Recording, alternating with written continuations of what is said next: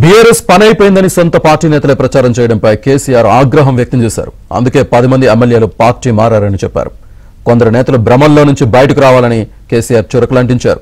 పథకాల కోసమే ప్రజలు కాంగ్రెస్ కు ఓటు వేశారన్న కేసీఆర్ ఇంత తొందరగా సీఎంపై వ్యతిరేకత వస్తుందని అనుకోలేదన్నారు.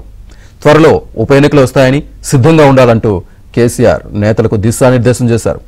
25 ఏళ్ల స్ఫూర్తితో మళ్లీ పోరాటానికి సిద్ధం కావాలని కేసీఆర్ పిలుపునిచ్చారు.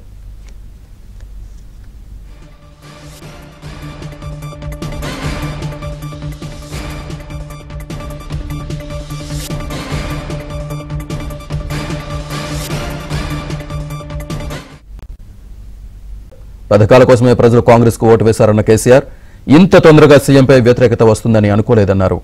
త్వరలో ఉప ఎన్నికలు వస్తాయని సిద్ధంగా ఉండాలంటూ కేసీఆర్ నేతలకు దిశానిర్దేశం చేశారు. 25 ఏళ్ల స్ఫూర్తితో మళ్లీ పోరాటానికి సిద్ధం కావాలని కేసీఆర్ పిలుపునిచ్చారు.